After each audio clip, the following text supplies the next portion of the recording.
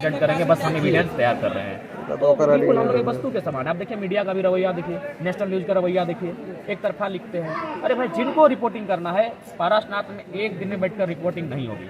कम से कम अगर आपने सामर्थ्य है 30 दिन का समय दीजिए, और यहाँ 30 गांव आते हैं, उन 30 गांवों में एक एक रात बिताइए, और फिर 30 दिन आप समय दीजिए। पारसनाथ के चारों तरफ हर कोने में कभी पेड़ों के नीचे बैठिए, कभी किसी चट्टान के नीचे, कभी किसी पत्थर के ऊपर, कभी नाला, कभी झील झरना के सामने, और ग्राउंडिंग रिपोर्ट कीजिए। आपको पता चलेगा यहाँ एक सभ्यता बसती है, यहाँ एक संस्कृति बसती है, जो माने एक पर्यावरण का संदेश देते हुए, एक शांति, एक सुंदर वातावरण का संदेश देते हुए, सभी को अपने अधीन रखते हुए, पर्यावरण प्रकृति अपने अधीन रखते हुए सामंजस्य देती है, भाईचारा संदेश देती है, और यह भी कहती है कि हम हैं, तुम्हारा कुछ घटेगा अब हम तुम्हारा बेटा हैं।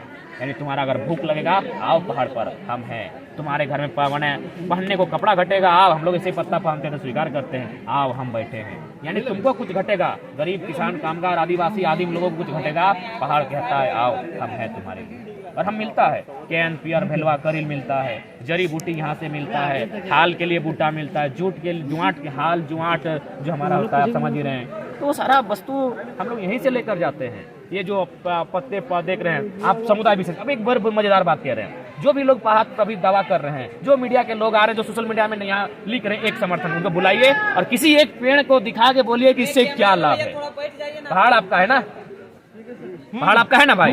जो लोग दावा कर रहे हैं ना कि पहाड़ हमारा है, लिखित है, उसको बुलाइए और किसी पत्थर को, किसी माने पेड़ को दिखा के बोले कि इससे क्या हो सकता है। और हमारे किसी दादाजी को उठा के लाइए, वो पत्थर को देख के बोल देगा कि इससे क्या लाभ होगा, इस पेड़ के जड़ से पेट दर्द ठीक होगा कि कपार दर्द ठीक होगा, इस पत्ता को पीस के अगर कटा में लगाएंगे तो ठीक होगा। पहाड़ आपका है तो पहाड़ के बारे में जानना चाहिए ना, बोलने से हो जाएगा, लिख देने से हो जाएगा। पहाड़ हमारा है, हमने नदियों के संग चलना सीखा, पेड़ों के संग बढ़ना सीखा, और इसी के अनुसार हमने ढलना सीखा। ये हमारा है। 10 तारीख को विगत दिन, जो 10 तारीख को आंदोलन, चुप रहिए, विगत दिन 10 तारीख को जो आंदोलन हुआ था, उसके बाद एक जैन का हमारे पास फोन आता है। उनका कहना है कि हमारी लड़ाई सरकार से। फिर ये आदिवासी इतना उत्सर्जित काहे हो रहा है? क्योंकि वे डरे हैं, इसलिए डरे हैं। उनको कहिएगा कि आपके कम्युनिटी के लोग खुद कहते हैं, अमित शाह हमारे रसूखदार व्यक्ति, और ये पूरा दुनिया जानती है कि जहाँ विधायक खरीदना है, जहाँ सरकार गिरानी है तो अमित शाह का रोल होता है। भाई, उतना बड़ा मास्टरमाइंड आपके समुदाय से आता है तो डर क्यों नहीं लगेगा? जो गृह मंत्रालय पर बैठा है वो कभी भी मैंने कोई काला कानून लाकर हमारे लिए मैंने रास्ता खत्म कर सकता है, तो हम डरे लगे। मानते हैं पहाड़ हमारा है, झारखंड भी हमारा है, लेकिन बावजूद हम डरे हैं। जिनका कुछ नहीं है वे लोग निडर हैं, यहाँ वे लोग यहाँ निडर हैं, वो निडरता के साथ रोजी रोजगार कर रहे हैं। अब चले जाइए धनबाद बस स्टैंड में, जिनका एक भी जमीन नहीं है, वो ठेला लगाते हैं, रोजी रोजगार करते हैं। लेकिन चले जाइए हमारे गांव में, हमारी बहन, हमारी माएँ सब्जी का टोकरी लेकर बैठने में डर करती है। हम झारखंडी, हम बोले वाले लोग हैं, हमें अपने ही राज्य में डर लगता है। इसीलिए हमें अपनी लड़ाई भले सरकार से, लेकिन हमें डर लग रहा है कि सरकार कोई अंधा कानून ना बना दे जिससे हम कहीं बेदखल ना हो जाएं। कभी 5 किलोमीटर, कभी 50 किलोमीटर, जी नहीं, ये राज्य हमारा है, पहाड़ हमारा है, आप हमारे अनुसार ढलिए। बाकी आपकी आस्था का सम्मान करते हैं, परिसर में आपका सम्मान करते हैं, अनुशासन का पालन करवाइए। पहाड़ 16,000 एकड़ फैला है, लगभग 16,000 प्रकार की जड़ी बूटियाँ पाई जाती है, 16,000 किस्म की दवाइयाँ पाई जाती है, और लगभग 16 लाख लोग यहाँ से लाभान्वित होते हैं। ये राज्य हमारा है, पहाड़ भी हमारा है। ये जो पारसनाथ का मुद्दा भी बहुत तेजी से चल रहा है, आखिर ये पारसनाथ है तो है किसका? तो ये पारसनाथ तो स्पष्ट प्राकृतिक है। पहाड़ किसी का नहीं होता, नदी किसी का नहीं होता। नदी की धारा को आप मोड़ नहीं सकते हैं। पहाड़, नदी, ये प्राकृतिक, और प्राकृतिक का मतलब है इन चीजों को प्रकृति ने समुदाय, जो लोग हैं, उनको समान वितरण करने के लिए दिया है कि आपको जरूरत पड़े आप इसका उपयोग करें, और उतना ही करें जिससे पर्यावरण का क्षति ना हो। अतः पहाड़ व्यक्ति विशेष, जाति विशेष, धर्म विशेष का नहीं होता है, ये प्राकृतिक है, और प्राकृतिक चीजें सबका होता है। एक चेन्नई चिनगिन्नी का भी होता है, शेर, भालू, चीता, बाघ, हाथी का भी होता है, और इंसान का भी उतना ही अधिकार है जितना बाकी है। बल्कि हम ये कहना चाहेंगे कि जीव जंतुओं का थोड़ा ज्यादा अधिकार है, क्योंकि ये उनका घर है, हम उनके रक्षक हैं। हम पहाड़ धरिया उनके रक्षक है। आज भी 20, 30, 40 साल पीछे चले जाइए, हमारे घरों के सामने आकर खुले जो हिंसक पशु थे वो बैठा करते थे, और हम लोग निडरता के साथ उनके साथ व्यवहार, आचरण, विचरण करते थे। तो हम ये पहाड़ प्राकृतिक का है, प्रकृति ने दिया सबको है, पहला अधिकार जीव जंतुओं का है, और हम जो है जंगली, हम जो पहाड़ धरिया उनके रक्षक है। बाकी लोग तो कंस्ट्रक्शन बना रहे हैं, बाकी लोग तो अरबों का फंडिंग के माध्यम से बड़ी बड़ी बिल्डिंगें यहाँ बना रहे हैं, उससे क्या होगा? वे लोग जियो जीने दे के सिद्धांत पर चलते हैं, उस कंस्ट्रक्शन से तो हजारों जीवों की हत्याएं हो रही है, ये तो कोई नहीं देखता है। इसीलिए मेरा भी मानना है उस समुदाय के आड़ पर कोई कॉर्पोरेट शुद्ध रूप से पहाड़ को अपने कब्जे में लेना चाहता है, क्योंकि उस समुदाय को जहां तक हम लोग पढ़े हैं वे लोग कहीं ना कहीं अच्छा संदेश देते हैं, लेकिन उसके बावजूद अगर वे समर्थन कर रहे हैं तो पूरा देश सवाल खड़ा करेगा कि जियो और जीनो दो का सिद्धांत देने वाले लोग और आप इको सेंसिटिव जोन में कंस्ट्रक्शन करवा रहे हैं, आप तो चाची वन्य अभ्यारण्य में बड़े बड़े बिल्डिंगें खड़ा कर रहे हैं, तो ये कतई उचित नहीं, उससे पर्यावरण को डिस्टर्ब होगा। और मैंने उस कंस्ट्रक्शन के निर्माण से मुझे लगता है बहुत सारी छोटी छोटी जीव जंतु जो यहाँ है विलुप्त हो जाएंगे। तो उसके बाद वो बताए कि ये क्या जियो और जियो ने दो का सिद्धांत है, जनता पर छोड़ देते हैं।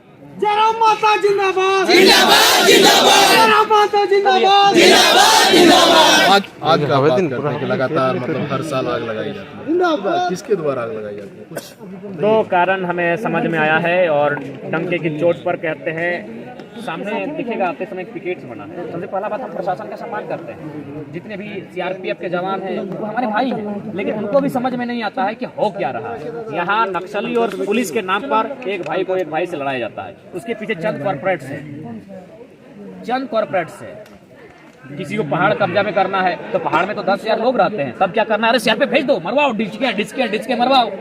तो आज जो प्रशासन के लोग हैं, इसीलिए हम बार बार कहते हैं 18 साल में जो भी जॉब दिया जाता है, भले कम, उन लोग को लगता है कि हमको रोजगार कम उम्र मिलता है, लेकिन एक तरह से यहाँ मैनिपुलेट किया जाता है। उसको 18 साल में समझ में नहीं आता है कि देश प्रेम के नाम में और देश की आड़ में ये जो गोलियां चलाने कह रहे हैं देश के अंदर। देखिए बाहर पर जो सेना है उनका तो सदी आदिम काल से उनका लोगों ने समर्थन किया है, लेकिन देश के भीतर जो सेनाएं आई है कैसे आई है पता है ना?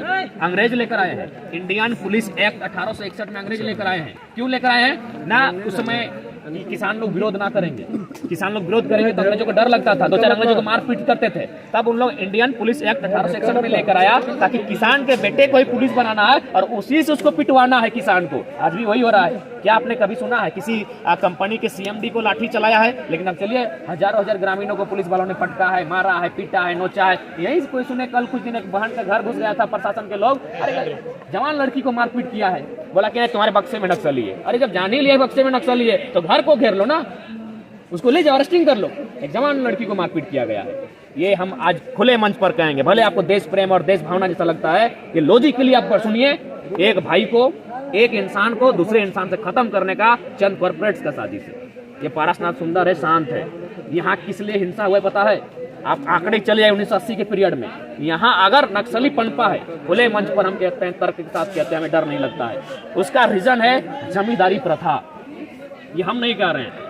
2000 के आसपास एक पेपर हिंदुस्तान का छपा था, उस पेपर में इस बात का जिक्र किया गया था। और एक राइटर है ज्योतिलाल महतो, एक किताब लिखे हैं विस्थापित, झारखंड के विस्थापितों का दर्द, उसमें भी इस बात का जिक्र है कि 1980 के पीरियड में किसी के बेटी में कुछ गहना देके, किसी के भोज में एक बोरा चावल देके, किसी के बेटी का शादी में एक धोती देके, जो जमींदार लोग था, जो सेठ मैंने बड़ा उद्योगपति लोग था, जो थोड़ा संपन्न लोग था, वो लोग मैंने हजार एकड़ जमीन कब्जा में किया था।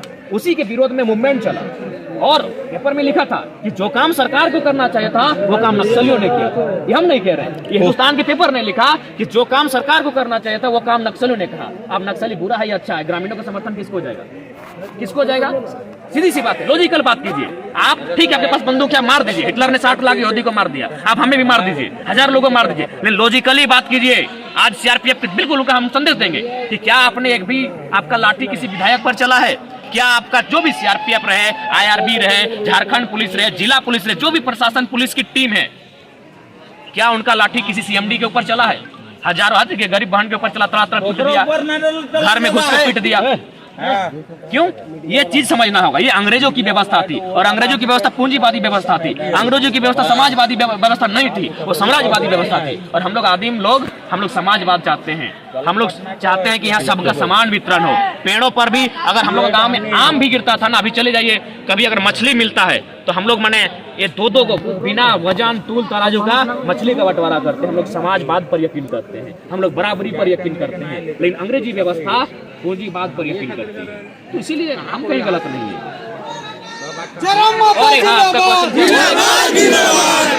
हम आंसर को एक्सप्लेन करते करते बहुत दूर आ गए। और एक आपका आंसर था कि आग कौन लगाता है? आग कॉर्पोरेट्स के लोग लगाते हैं। जो यहाँ बड़े बड़े बिल्डर हैं, जो गुजरात राजस्थान से चल कर आए हैं, सेठ धन्ना लोग, यहाँ गला में सोना बनता है और मैंने आशा बोलता है कि हम लोग मैंने धर्म दर्शन का बात करता है। जाके देखिएगा गला में इतना मोटा मोटा सोना का चेन है और उन लोग लेक्चर देता है, हम लोग को मैंने आस्था सिखाता है। इतना मोटा मोटा सोना का चेन है, देखिएगा इतना बड़ा बड़ा पागरू, इतना बड़ा बड़ा मठिया सोना का चमकता है। और उन लोग वही लोग लुटा है पारसनाथ को, वही लोग आग लगवाता है ताकि जंगल मैंने खत्म हो जाए और उन लोग कंस्ट्रक्शन का काम करें। लगातार 1 साल से झारखंड में ये आंदोलन चल रहा है और आपका यही कहना है कि झारखंड जिंदा है तो कहीं ना कहीं आंदोलन हुआ। आंदोलन के लिए पारसनाथ के लिए क्या आंदोलन?